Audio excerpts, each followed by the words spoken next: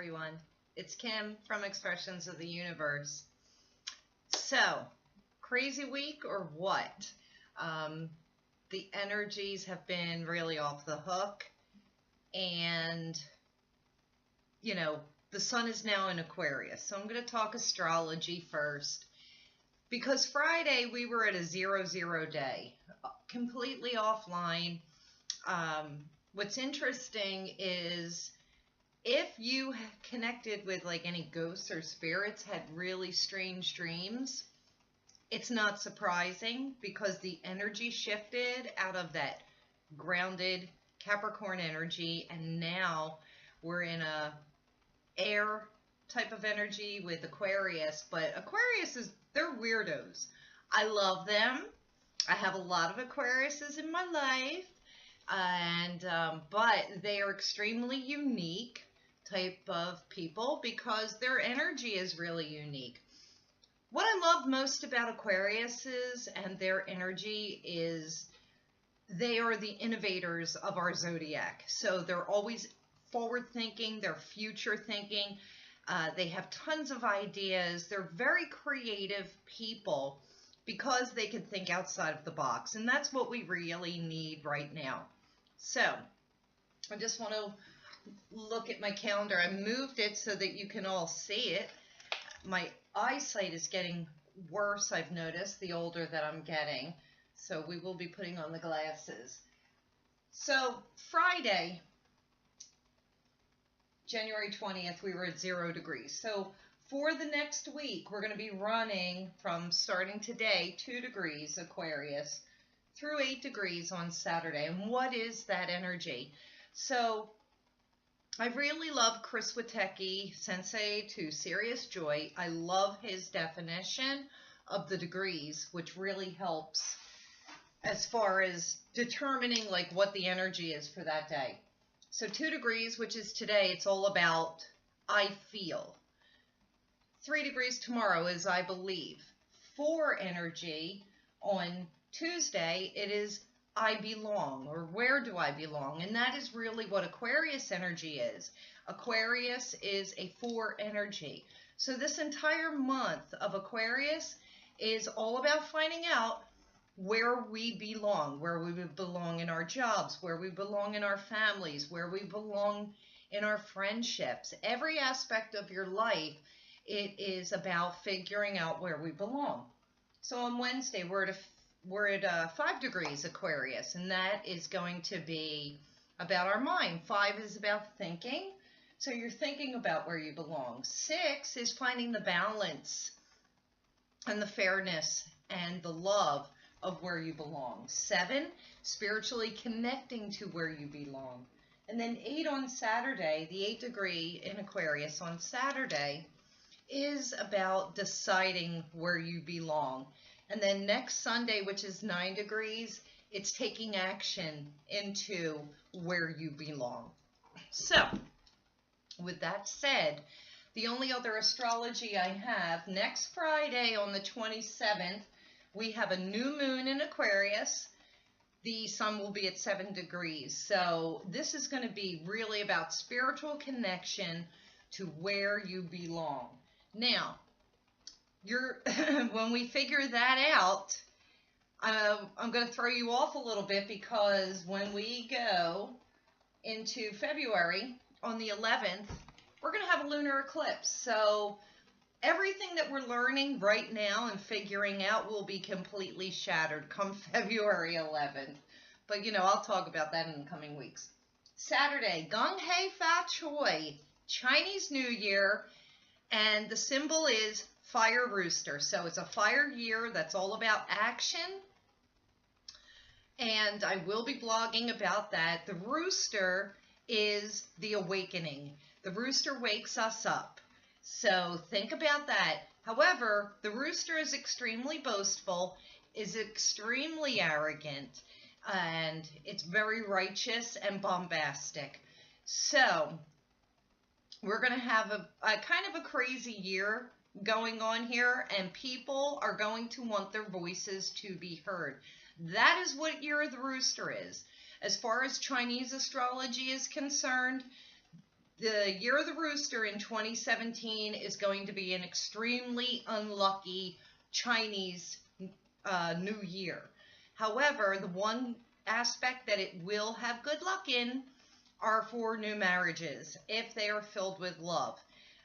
On the other hand, if you've been in a relationship for quite some time and you are not planning to be married this year, Chinese astrology says you may want to think about breaking up that relationship and moving on.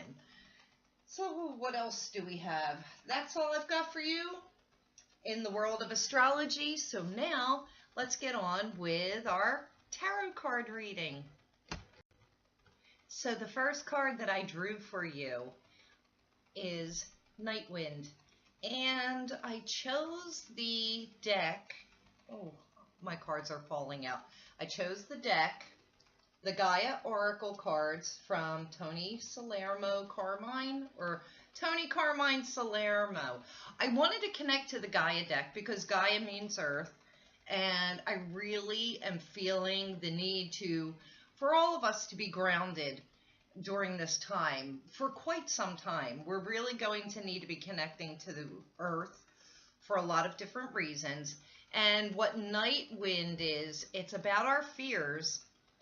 When we are not facing our fears and we're holding things in, it will come out subconsciously, especially when we sleep. So if you've been having disruptive sleep and you're not getting good rest, it's because you're not facing your fears. And, subconscious disillusionment is mentioned here. I love this tree because it is bending in the wind. And what that symbolizes to me is that when we can bend to our fears, we can heal from it. So I think we need to take a look at, what are our fears? What are they stemming from? Are they real? And maybe you want to start a journal so that you can at least get it on paper or say it out loud. And I'm dropping my cards on the floor.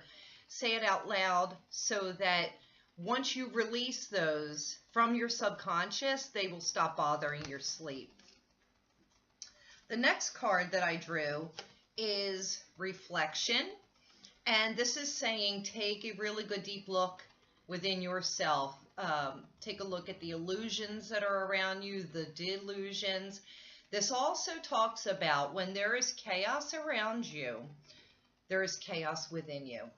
So you want to look at that too, because if you want your world to be calm, you really have to go in and within yourself and reflect and find out what's going on. This card also is another card that says you need to journal your feelings and your emotions so that you can get them out on the table. This is also talking about distortion. So maybe your perception of situations may be a little distorted, and you want to try and see things from both sides.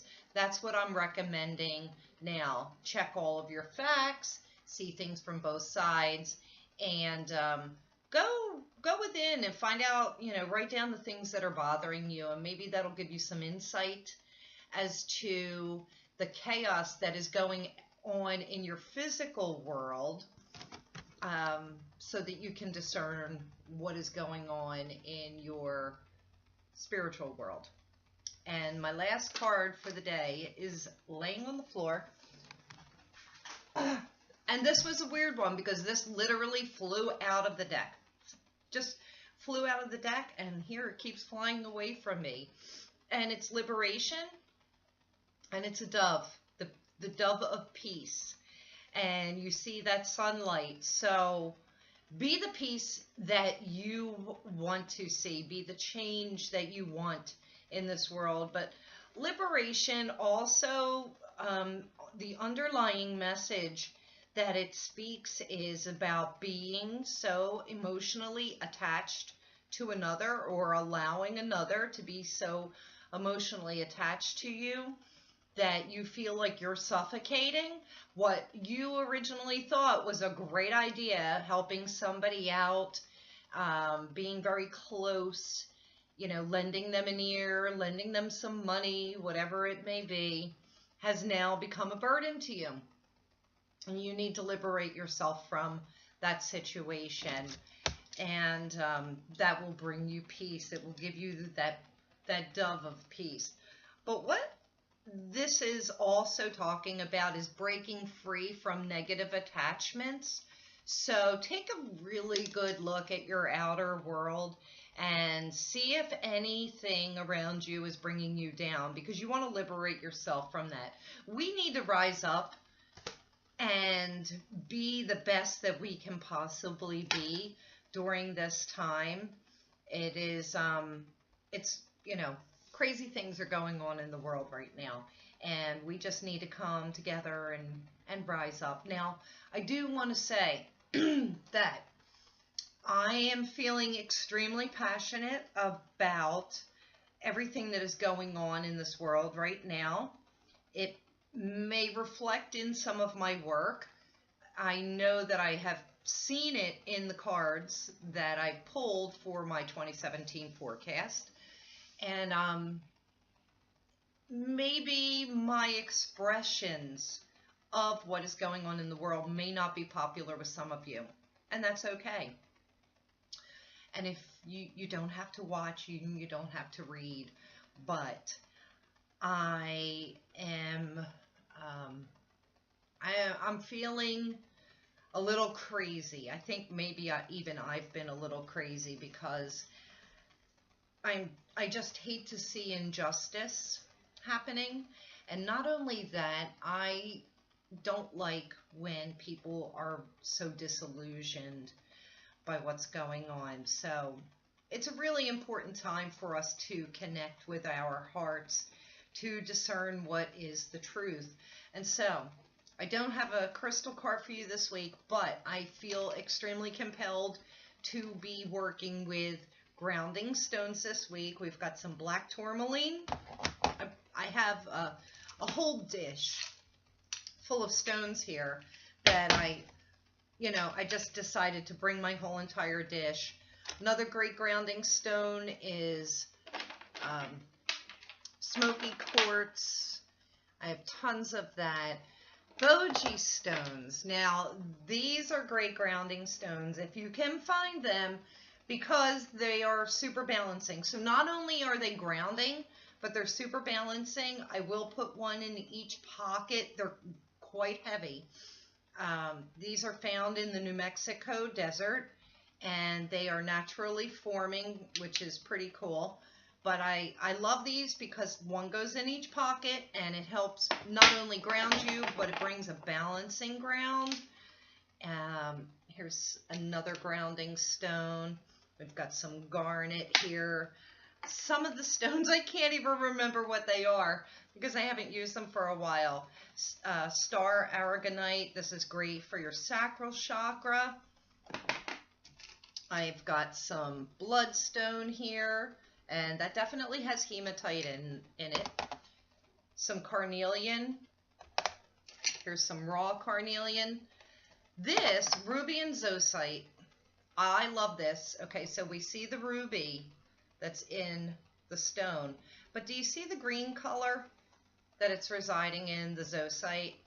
What I love about this, so the ruby really helps us ground, but the zoisite is right for your heart chakra, which is another wonderful color that I think we should be working with, and that is the color green, simply because it helps us stay within our hearts.